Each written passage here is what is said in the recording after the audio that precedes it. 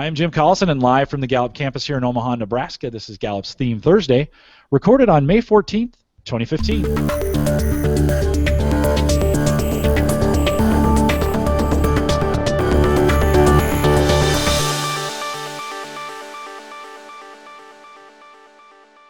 Theme Thursday is a Gallup webcast series that dives deep into the CliftonStrengths Finder themes, one theme at a time, and today's theme is context. If you have a question, comment, or contribution during the webcast, we do have a live chat room available for you. It's the great benefit to coming out live, as you can ask us questions in our chat room. I'd love to have you do it. If you are listening live today, the chat room is right below the main video window, and you can log in with an account. Great and best way to get information into the program for questions. And if you also have questions about custom strengths coaching solutions for small, medium, or large organizations, we do have an email address. You can send it in questions to us at coaching@gallup.com. We do have a contact form right on that page, the live page you're on as well. Just send that in to us as well. Don't forget to visit the Gallup Strengths Center, just gallupstrengthscenter.com, for all your coaching resources and training needs. And you can also catch the video on both streaming and downloadable audio. In fact, we have a listener right now listening from a plane, because we stream this both on video and audio. If you're on the live page, both players are there. If you're having trouble with your video bandwidth, use the audio-only feature. It's a great way to listen to it. You can listen to them offline in a car, on a train, in a plane, any of those. If you want to recapture that time for training, a great way to do it. Everything is out at our coaches blog, coaching.gallup.com. Kurt Liesfeld is our host today. Kurt works as a senior learning and development consultant here at Gallup on the Riverfront, actually doing some training today, so he snuck out of class. Kurt, great to see you, and welcome to another Theme Thursday. Thanks, Jim. It's good to be back here in Omaha, and it's good to be on Theme Thursday talking about another theme. Today we're going to be focusing on context as a theme, and we've got Jerry Hansen, who's a colleague of mine from Irvine, who's going to be our poster child for context. So, Jerry, welcome, and we'll get to you in a little bit. Thanks. So let's kind of get the theme overview for context here. Context is it's a thinking theme. It's in people's head. It explains how they gather and process information. And obviously, it's one of the reasons that people are smart, is context. And I'm sure that many of you have heard the phrase when someone takes something out of context. And what I think the best example of that is when the media takes a short statement that someone has made and they extract it from the larger conversation or presentation. That's what it means to take something out of context. We have another phrase where we say, let me put this into context. It's when we try to explain something by explaining not only the event or the statement, but the broader surroundings, the setting of that event, that person, or that statement. So context is really about the background of something. And I think many times the background can be about the historical background. What else was going on? What were the events that led up to this event? Or what was the situation that this person was in? We understand the person when we understand their situation. It can also be cultural background. It could be geographical background. I remember I had a good friend whose father had context, and whenever he met someone, he asked the question, "Where are you from?" When I know where you're from, when I have that kind of geographical context, it gives me a greater understanding of who you are. And so it's this kind of thinking that really has to do. It's a frame of reference, if you will. And we'll talk with Jerry more about this. There's a French word that I like that I think is about context. I have a hard time saying it. It's milieu, M-I-L-L-I-E-U, milieu, which has to do with the environment or the surroundings that are help explain that thing in the middle of the environment. As I said before, this is really about it's a thinking theme. Some nouns that we might use would be historian or a framer. It's kind of like a person who creates a picture. There's the foreground, there's the background, and then there's the middle ground. All of those things make a more complete picture. We might also say a recorder, someone who keeps track of history. Maybe archaeology, an archaeologist, understanding humanity by understanding everything that surrounds people at a particular time. Maybe even a genealogist could be another noun we could use for context. This is a theme that is really not that frequent. It's ranked number 30 on our list in our database. Right, so it's not that frequent. Only 9% have context. And kind of an interesting fact is that men, this is one of the things where men and women seem to be a little bit different. In many ways, themes, men and women have these things in common, but this is one of the ways. It's ranked 18th in the male database. It's ranked 30th in the female database. So sometimes we said, people might say women get kind of hysterical or historical sometimes about things. Maybe it's men that actually get more historical. So there seems to be a male kind of bias to some degree toward background. The theme that is most likely paired with context is input. And Jerry was talking about he has both of these themes, and he's kind of renamed them conput or in-text when you've got both of them. And if you've got context, input might be you might be likely to see that go with it. The themes that are least likely paired with context are some themes that are often not found in the database. Command and significance are two of them, but another one is focus. So I'm not sure why that is, but maybe Jerry might have some insight on that. Some dynamics about how these themes might work together. Themes that I think can help to intensify context. One of them is input. I can see how when you've got one and you've got the other, it makes a difference.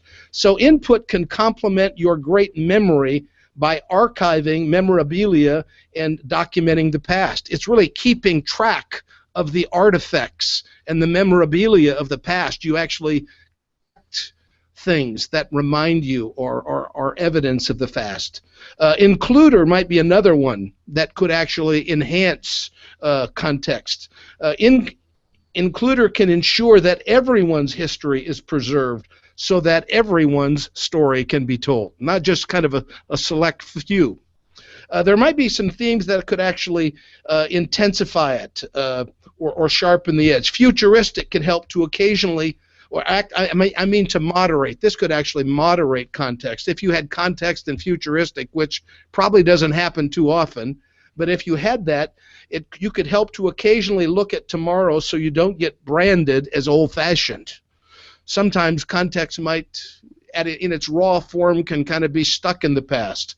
Positivity might be another one that could really help to kind of modify context. Might be able to help you to celebrate the highlights and the heroes of the past that will energize others. It's kind of bringing celebration to history, where we kind of, as I say, highlight the histories and heroes of the past. Let's see. Raw and mature is another thing to kind of when I wrote about raw talent, I said this: my love of yesterday might keep me in yesterday. That's kind of what it might look like when you kind of get stuck in the background to some degree. How it might look in more maturely, and I think this will go pretty well with Jerry. He's got maximizer as one of his themes. This might sound like this: my memory ensures that the best of the past will be preserved. It's not only studying failure, it's also studying success. So let's kind of get Jerry involved in the conversation we've thought about. Jerry, welcome to the Theme Thursday here, and I have a great contextual question for you. Fantastic. Why don't you give us some of the most relevant background about you? What's some of your background that we need to know about you to help people understand who you are? Okay, well, just a general introduction. I've been at Gallup for 20 years. I came to Gallup out of a PhD program in political science. So I guess for some context, I studied political science as an undergraduate, and and was probably 3 classes shy of being a double major in history. So before I knew anything about context, I was out there striving, and I loved all of my graduate work was really grounded in history. I always loved sort of historical models and things of that sort. And then I came to work part-time at Gallup as a telephone interviewer, 15 hours a week, to make a little side money to pay for our first child who had arrived when I was in graduate school. And 20 years later, here I am on the internet talking with you all. So, well, thank you for that background. I mean, you gave us, and I think it's a good example of background. There's kind of there's educational background. We know that you have an academic background. And I should also add in there, of those 20 years at Gallup, 10 of those years I've spent living and working overseas. So I worked in Beijing, China for 2 years, and Singapore for 8 years, managing our research team, basically. So you have a cultural awareness as well. Yeah, those experiences have kind of helped to shape you as well. Well, let's kind of talk about, I mean, you've got a graduate degree in history, it sounds like. And almost a graduate degree. You didn't quite get finished, but you certainly have some academic credentials around you. How has that, not just your academic credentials, but how has your context, that is your ability to perceive the background of things, how has that contributed to your effectiveness, both personal and professional? Well, I bring a backstory with me everywhere I go. I can't shut it off. It's almost like right-handedness, where I take it forward into the world, and I always have a contextual perspective, and it's a little bit, and I have to moderate it at times because not everyone is as interested in. In stage setting in the past and how things relate to one another from where we've come from. So I have to apply it sometimes sparingly and read my audience a little bit to bring it to impact. But in a workaday life, people come to me for answers. They say, "Hey, how did this work again?" Or where did this quote come from? Or what did Don Clifton say about that? Or so people come to me for information, for past experience, or what happened in a particular relationship that may have happened 10 years ago. It just happened to me the other day. Someone had reached out to me and asked me about something that had happened quite literally a decade ago, and I wrote them right back, and they were just flabbergasted that I was able to just respond with almost immediacy about something that was relatively detailed from a decade ago. So yeah, that kind of, one of my theories about people with context, and this may not be true for everyone, but one of my theories is that the people who have it might have better memories than the rest of us. And I don't, is that true for you? Do you have a better than average memory? I'd say it's situational memory, I call it. Okay. So I couldn't tell you what I wore yesterday. My wife will tell me that I said things that I don't remember saying. But I do. My father just passed away last year, and we had a memorial for him, and we were inviting people and telling stories about his life. And my brother just looked at me and said, "How do you know all this stuff? How do you remember all these things?" And I said, "Well, don't you?" And it's a superpower that's kind of hidden in my. I guess in my mind, just everybody should have it, but they don't. So it's something that I discover on a regular basis, that I've got it and other people don't have it through that kind of experience. Jerry, do you have any idea where your context came from? And by that I mean, is there a person that you were close to, that you were related to, that had a similar kind of superpower, or was there some kind of defining experience that helped kind of create this in you? I would say that, I'm sorry, I'm just going to move my lights here a little bit. They went out. That might help. Sorry. I would say that I know from a very, very young age I've always had an interest in history, in the past, and in place. So I covered my wall of my bedroom in maps. We got National Geographic, and anytime there was a map, bang, up on the wall it went. And so I always had a natural, I guess, curiosity about my place in the world. And I read fairly early, and when I started to read, I liked to read stories about history. So I knew all the presidents and had the backstory on the presidents because I had a great book on the presidents. Or, I was always reading, and I suppose my mother probably encouraged that. She would always take me to the bookstore, to the library, and make sure I got books that were an area of interest for me. So I was probably reading nonfiction in a fiction format at a fairly young age. I like that past and place, though. I think that's another way to kind of think about context and to help people. This is certainly about history, but it's not restricted to history. No. When you think about place, that can be a variety of settings where things that influence people, that influence world events, all these things. And it's something that is, I guess, if we're talking about a strength too, a sense of place and direction. I can land in a foreign city and feel very oriented and comfortable, where others that I'm with sometimes feel like they're lost in space. I come into a city, and I guess maybe by a little bit of study in advance, but I do have a sense of, I quickly orient myself, and I don't know if that's input or context or the combination of both. No, that's a great. I feel a sense of, if I've gone to someone's home once, I can get there again. I don't need a map. I don't need my online GPS system. If I've been there even 20 years ago and I get in the car and I get in the neighborhood, I can find that place. That's I don't know if that's context as well, but yeah, no, it would seem like it is. I mean, if you think about, I've said in the kind of the overture that I think what people with context are really good at, the nature of their superpower, is their understanding and appreciation of background. Mm-hmm. Are there some backgrounds that you are especially interested in? I mean, you said history is one of them. What are some other backgrounds that you find intriguing? Well, you sort of mentioned genealogy a little bit. Okay. So I'm not a passionate genealogist, but I pay attention to it, and I know it.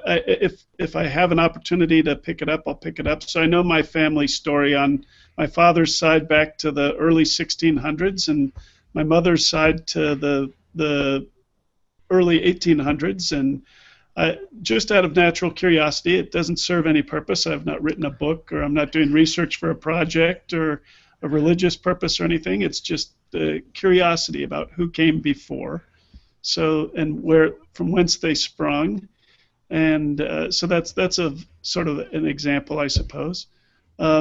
Another example is an interest in others. You'd mentioned asking someone where they are from. I just did that last night at a store. There was a woman named Alice who appeared to be Indian. In my mind, I said, I bet you she's from Goa. And so I asked her, where are you from? And she said, I'm from here. And I said, no, I mean, where are you from originally? And she said, well, from India. And I said, where in India are you from? And she said, Goa.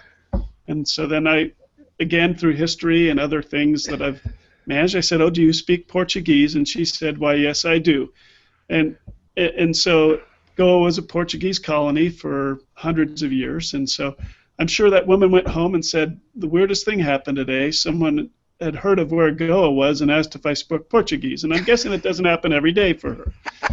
But so that I kind of have fun with it that way for myself as well. It serves as a way to spark the day a little bit by getting background from others around me, and that sort of feeds my context as well, where I say, okay, this person's in my community. What are they doing here? How did that happen that this person from Goa is working at the drugstore? You know, I was thinking about this as I was thinking about you being on here, and I was obviously context is a thinking theme. It's in that thinking domain of critical thinking, and it's about how we process information. But that story, I mean, is an example to me of how your context helps you start relationships with people. Absolutely, yeah, absolutely. And so it becomes almost a relationship building. It has the potential to be a relationship building theme. And I think that's where I think it actually is a bridge to relationship building for me, because I don't have a lot of other strengths that are in that relationship domain. So I probably leverage text and input and perhaps learner, I don't know, to do Can that. you see how context might also help you be execute or influence? Can you think of examples of where your context have helped you to get other people to follow you, or it's helped you get work done more efficiently? Absolutely. I think I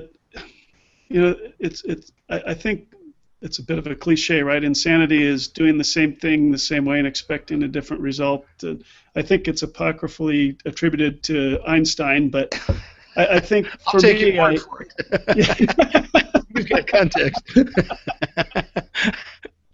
but I think for me, I look to the past and how we've done things, and I say, whoa, we've tried this route many times before in various forms, and people forget. You don't look back before you leap forward necessarily, and so I say we can save a lot of time if we go. Maybe I leverage that maximizer a little bit and say, let's not repeat all that other stuff.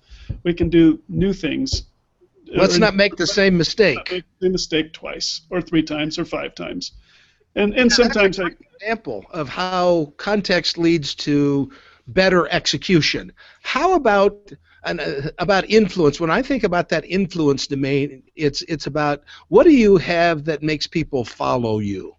Is there anything about context that makes you attractive and influential?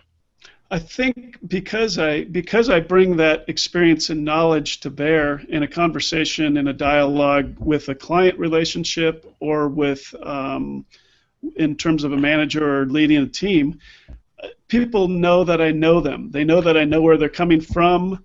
They know that I know their history. In some cases, I know their history in situation maybe even better than they do to some degree. It sounds nutty, but in working with colleagues in India for many years, I would talk to them about my travels through India and the cities I'd visited and the experiences that I'd had and my knowledge of Indian history.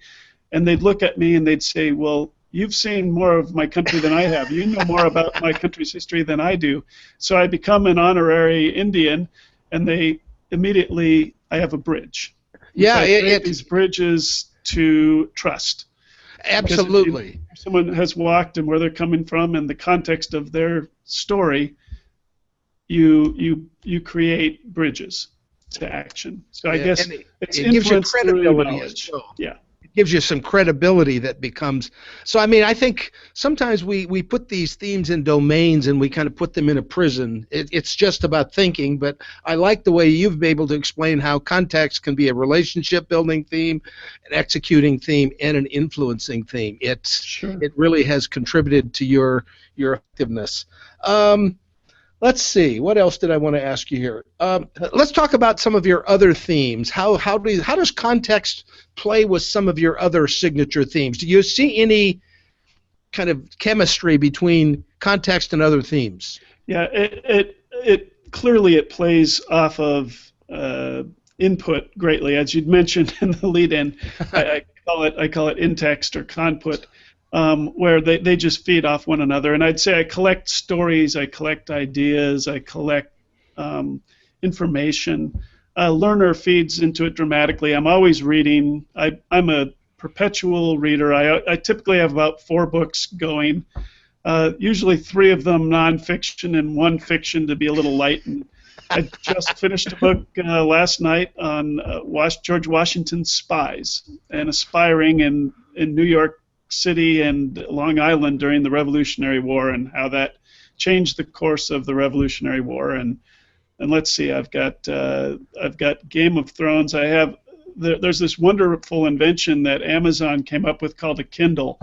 So I have the ability to flip back and forth between as many reference points as I like all the time. And then when the internet came along, I thought I'd just died and gone to heaven, because I used to take 4 newspapers. So again, with that, feeding that context through input, where I'm stimulated with stories, ideas, the news. I'm a passionate follower of the news in many formats. So I listen to podcasts, I gather information from the internet, from newspapers themselves, books. So I think that input is feeding the context, and it strokes the learner. I was a perpetual student. Obviously, I went to graduate school not out of probably not out of a passion to do research and apply research, but to learn. And it was really more about feeding that context probably than anything else. So learner is an engine to the context, inputs an amplifier to the context, I would say. You know, you may have already answered this question, but one of the things I wondered is there anything that you've done that has helped to transform this kind of orientation toward background that's transformed it into a strength that can be productively applied? And, you know, it sounds like you're reading about relevant topics, feeds that. Is there anything else that you've done or experiences that you've had that really has sharpened your context? Absolutely. I am an inveterate traveler. And so I'd mentioned maps on my wall as a youth, and I always looked at that. I always wanted that context of place. And at the earliest I was able to really kind of start traveling was about 16. I traveled to the UK with the soccer team, and then vowed to go travel much more widely and much more greatly when I could scrape up the funds. So I had the good fortune to win the lottery. When I was 20 years old, I won $5,000 in the lottery. And so upon graduating from college, I spent 2 years traveling the world with a backpack, and spent that $5,000 and taught English along the way, and it kind of stretched that money out over 2 years of living on the local economy and in Europe and in Asia. So I'd spent a great deal of time traveling and experiencing the world firsthand, and I think that's absolutely sharpened my context into its strength, because I learned about languages, about people, about customs.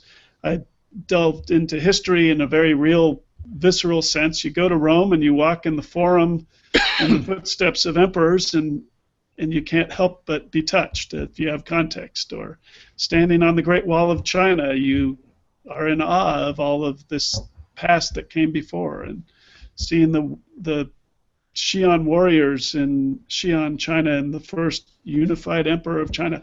It brings to life history in a very real way that you can contextualize, I suppose, when you have conversation and relations with others. So. It's almost like you probably have a better understanding of, I mean, you live on the planet.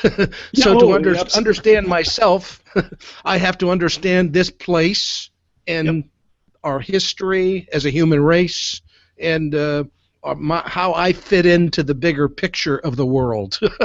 Absolutely, and on business trips, I think many of my colleagues, or many of our colleagues, on a business trip, you go to your meetings, you do what you need to do, and then you go back to the hotel and relax. And in my case, I'd come out of the meetings and say, okay, what historical monument is nearby that I can go visit? I need to go walk the streets of this place to kind of soak it in a little bit in order to get a better feel for where I am and what I'm dealing with here.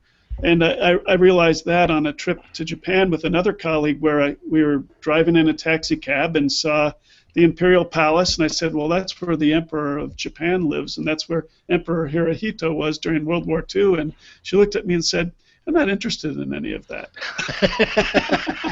And I said, oh, okay, I guess you don't have an interest in context. So I said, shut off the context.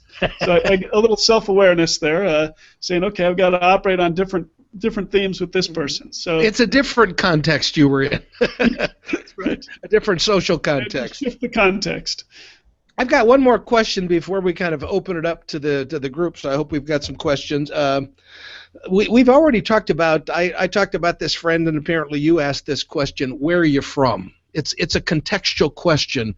Are there any other contextual questions that you regularly use that help you get the information you need to see the bigger picture or the setting that you're in? Yeah, gosh, you know, I'm Mr. Curious, I would say. I probably trammel on boundaries all the time, because it's not just where you're from, but what do you have in the bag What did you have for lunch? Tell me about your day. I really want to know about your day. It's not just a casual question. I want to hear what you did. And it can cross into different realms. It can be tell me about that car you're driving, because I've not seen that car before, and I want to know more about that car. Just again to probably fill that space in my head and it may be a little more input as well. It's probably that line of context and input gets blurred there for me. But yeah, and then you add learner to that as well. All three of these they really kind of play off each other and feed each other. Yeah, so if someone's walking a dog, they might say, "What's your dog's name?" I'd say, "What kind of dog is that?" So it's a different... Yeah, absolutely. Jim, do we have any questions out there in viewer We have some land? questions. Is it a surprise that context probably is the most questions that I've ever gotten? At one point I said, stop. I've got more than we can cover in the few minutes that we have left. But Enrique asked this question, could you please give us an example of how to listen for the context in a client conversation during a coaching session? What would context sound like, I guess he's saying. How would we recognize part of it might be questions. People who are inquisitive, some of that, the reason they're asking questions is their need for further information. Jerry, I don't know if you've got a response to that? Yeah, and I think probably referencing to previous stories or previous experiences a lot.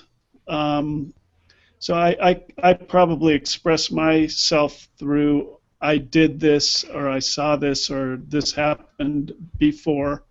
So kind of building a past case, a foundation to your remarks that you're going to make today. Yeah, it's this idea of framing, I think, is a frame of reference. I think part of what context is we create frames of reference that help to kind of make the picture better.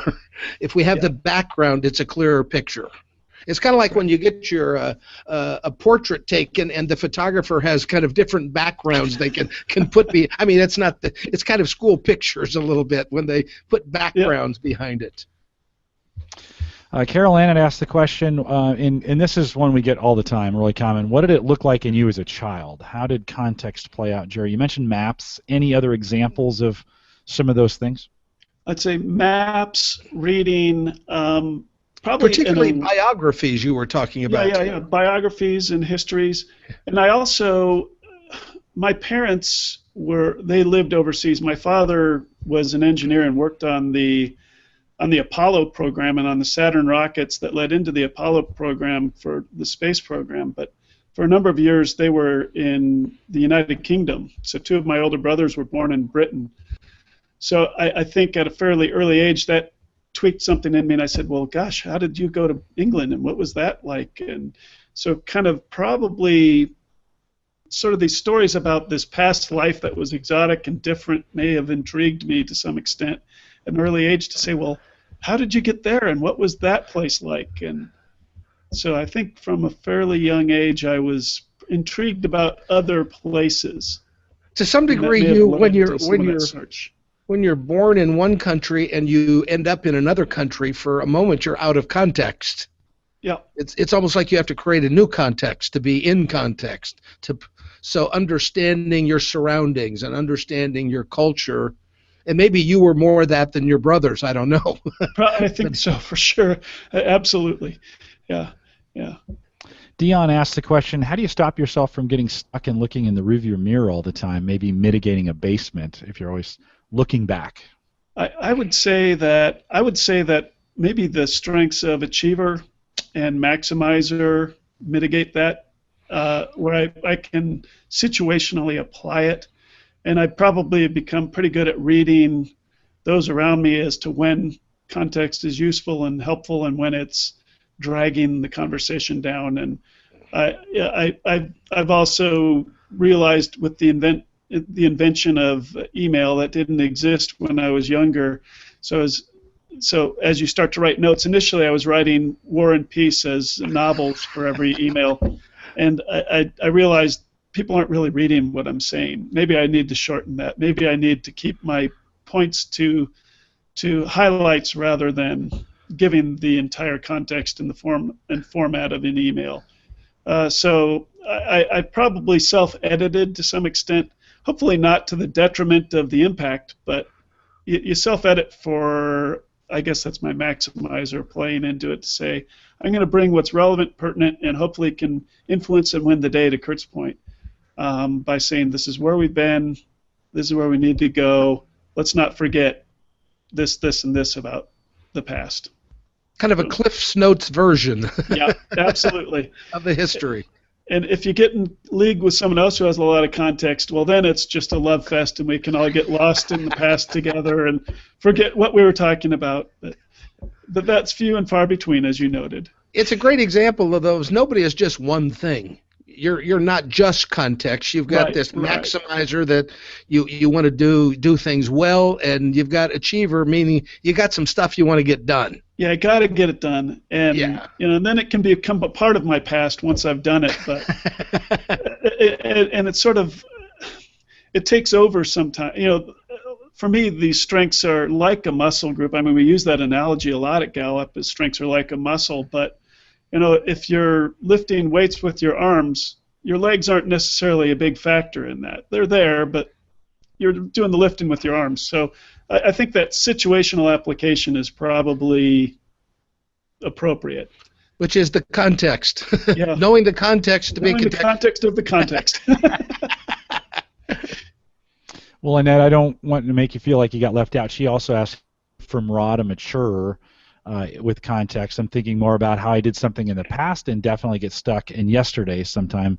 Kurt, anything, when we think about moving from, this is a question we get all the time too, from less mature to mature, and we add all the other strengths in, any thoughts around, I mean, certainly we can apply this to context, but if people have other themes that they feel like they're in the basement with, are there some general guidelines we give about moving those to a more mature state? Well, I think part of it is education and experience, practicing them more. I mean, I think Jerry is a pretty good example who you took a little boy who liked maps and liked to read biographies. I think that's to some degree what raw context looks like. It's an orientation toward that, but obviously he couldn't just look at maps and read books. But it's helped him develop a part of his thinking that I think has productive value. So I think part of it is just giving people the time to kind of grow that part of them, and then what else do you have with that? And I think Jerry's achiever and maximizer, it's when you add that theme to other themes. I think his achiever drive to his context, but his context gives intelligence to his achiever, and together they become more powerful. And I think that's part of how we take this raw talent and we stitch it together to create success and what we call strength. Yep. Okay. David had asked this question: can either Jerry or Kurt talk more about the difference between context assessing current context for strategic thinking versus looking back in historical content? Ooh, I would say it's almost like an internal compass for me, where I think I don't have to put myself into the past, but I can draw upon it almost instantaneously in a strategic situation.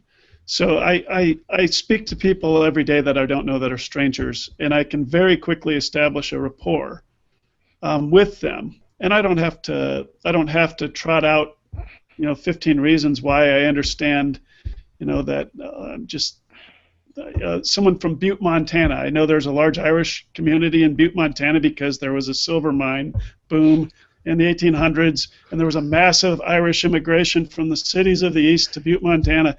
I can just go, oh gosh, I understand there's a large Irish community there. It's got a long tradition. I don't need to trot out everything about it, but I can say, I know something about your town. They'll know it because they're from Butte, Montana, and they probably are Irish. But you can make that contact really quick with context and apply it almost like, I suppose, like a compass, if you will. And it's right there. It's immediately at hand, and it can be used strategically. Yeah, it's intelligence that helps you, as we said, build relationships, influence people, and get things done. Joanna asked this question, and for context, she's coming in from Warsaw, by the way. Okay. She says, I have futuristic in my top 5. I think this is a great question. I have futuristic in my top 5. My father has context in his top 5. What's the best channel to communicate? Between her and her father? Yes. Yeah. Well, I mean, obviously, whether we know it or not, there's a connection between these two things. I think it is. Typically, those two things don't occur in a person. When people have context high, chances are futuristic is going to be lower, and if futuristic's high, so they view the world from different perspectives. So that might not be the best common ground. There might be other themes that could connect them. I mean, that'd be one of the things I would want to know is what are people's other themes? They may be the kind of the glue. And those two themes, I know that for futuristic, they like to proceed when the goal is clear.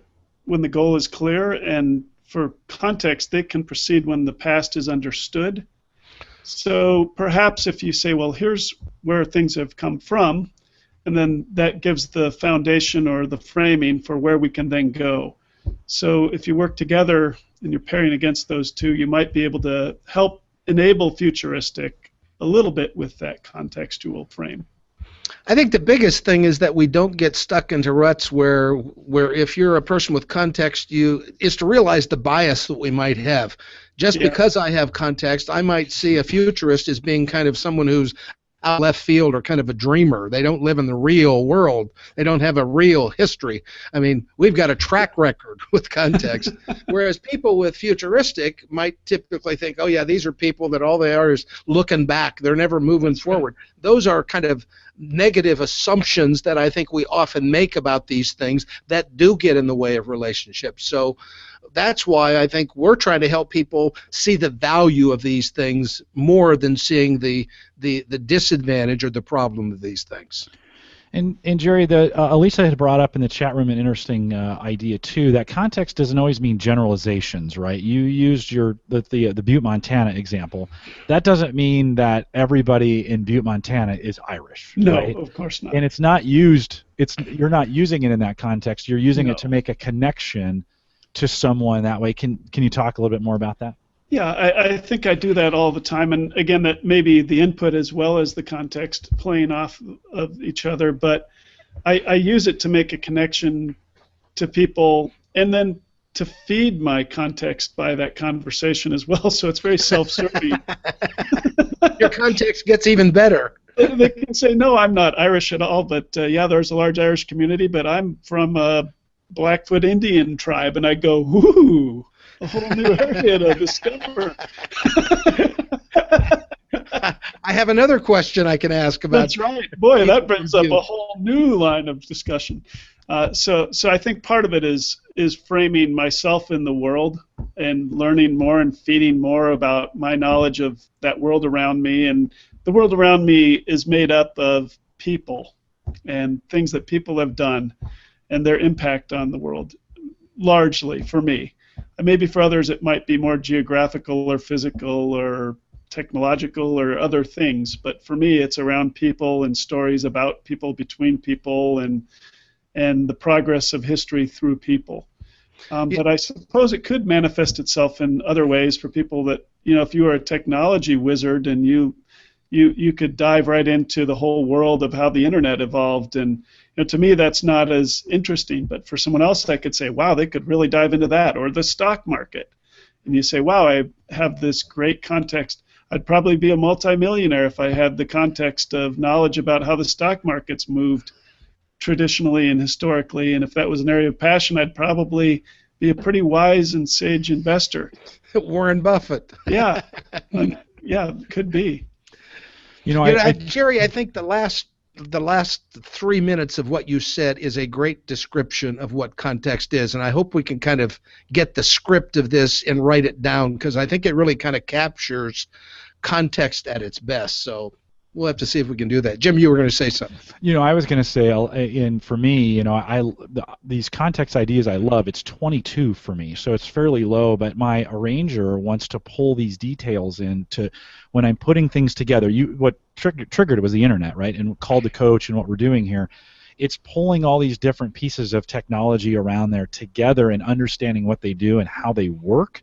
I need to know that that's very contextual in that sense, but the arranger kind of pulls that 22 up maybe a little bit for me to understand them, and then activator puts them in motion. And so I think it's a great example of how maybe context with activator uses that information to push things forward, to get things rolling, whereas maybe context with deliberation is one who contemplates that to really understand what it is and how it could fit in. So those pairs, Kurt, you're the expert on those as well, in how that, and that's just the warning about taking context out of context, right? One more question from Maureen in here, and we'll kind of bring this in for a landing. She says, I was thinking about and this is you, Jerry, to work so well overseas, but is that context or learner or both working overseas because it's new and gives different options? Context, learner, maybe both? Probably a little bit of all of the above. I don't think you can separate them all out. I never have a pure state of context. Probably, I'm a fairly complicated individual with a lot of these top 5. I'd probably say I probably have 7 or 8 really impactful strengths, and I'm feeding them all the time from different angles and projecting them back into the universe. And there's probably a few strengths that aren't even in the 34 that I have running around in my squirrel brain here too. But I would say that part of me, I'm sure input loves the stimulation of new experiences and gathering new stories and opportunities. But the context part allows me to understand who I am, where I've been, and as I come into a new place, get comfortable pretty quickly in my newly framed surroundings. So I reframe, to Kurt's example, very quickly in new environments. So some people go and they experience culture shock and loss of context of their home country. Didn't happen for me ever. It's never happened for me. I can appreciate it and sort of sympathize with it, but I can't empathize with it and understand it because I haven't really experienced it. I see context, and that's got to be the context at play that says, this is my new situation. How do I make sense of it very quickly? And I quickly do make sense of it and relate it and anchor it through the social context, the historical context, and everything else around me. And then my input gets fed and my learner feeds into it all, and quickly I'm happy as a duck in a pond. So, yeah, I think just to kind of wrap this up here, I think my learning about this is really about framing and reframing. And I'm a photographer, and if you've ever done this, if you've ever wanted to frame a picture, it's interesting how when you put different framing around a picture, sometimes you can choose a frame that doesn't make the picture look very good. But there is usually the right frame that you put around that draws out the beauty and the clarity of a picture. And I think to some degree, that's what people with context do. They create these frames of reference that brings greater understanding to the person, to the event, to the situation, to the statement. And so, Jerry, I want to thank you for what you've done, helped us to understand this theme and to shedding light on what context looks like in living color and how it makes the world a better place. Well, thank you very much for having me today, and I'm happy to be here. And if there are questions, people can always write to me at Gallup as well. I'm happy to help and reach out through Jim or Kurt or directly through to me at Jerry_Hansen@Gallup.com. Great. All right, sounds good, Jerry. Thanks for coming in. I would love to sit and listen to your stories all day. By the way, that for me, that's for someone with context, that's a very engaging thing for me. I just love to sit and hear those people talk about all that history and how they see it and how some of these pieces fit together and building that framework. I'm very energized by that, and so thanks for coming on. Be a part of that. I'll remind everyone to take full advantage of all the resources we have available at the Gallup Strengths Center, just gallupstrengthscenter.com. Don't forget to send us your questions or comments. Really the best way to get questions back in if we missed them on the program, join our Facebook group, facebook.com/groups/call-to-coach. That's the group to kind of go to. If you want to email those in, Jerry gave you his email address. For general questions, you can send us an email, coaching@gallup.com. That'll get in, and we'll get right back to you as well. I mentioned our Facebook page. We also have a YouTube channel. We're on iTunes, available on Android. All these are available for replay if you've missed this or you missed parts of it. Go to our coaches blog, coaching.gallup.com. And we even have Theme Thursday shorts. So if you just want to listen to Kurt's Overture, you can get those now, a little 8 or 10-minute segment. Get those done. Those are great for coaching sessions, or build a playlist for your friend, a neighbor, parents, whatever. They can put those in order, and you can work through those. A great way to do that as well. Well, don't forget, we have apps now available. We referenced all 34, and people are like, man, how do I know that, right? So we have apps for both Android and iPhone as well. This is the Android app that's available. Or I'm sorry, this is the iPhone app that's available for you. Those are my top 5 right there. Both apps are available for free. Just go to the stores of either one of those Android or iPhone platforms and search for StrengthsFinder. All your top 5, if you've purchased those, or all 34, if you've purchased those, be available for you. And don't forget, if you've taken the EP10, our entrepreneurial profile 10, that product, it's available in the Gallup Strength Center on your phone as well. Just go to GallupStrengthCenter.com on your phone, log in. It's responsive design, and you can see your top 5 or all 34 and your EP10 all in the same form. That's available. Again, just on your mobile device, go to the GallupStrengthCenter.com and log in with the accounts you took the assessments with, and that will be available for you. If you found this webcast helpful, we'd ask you to please share it on all your social networks. Appreciate the feedback on the companion guides. If you haven't got those are available in the show notes.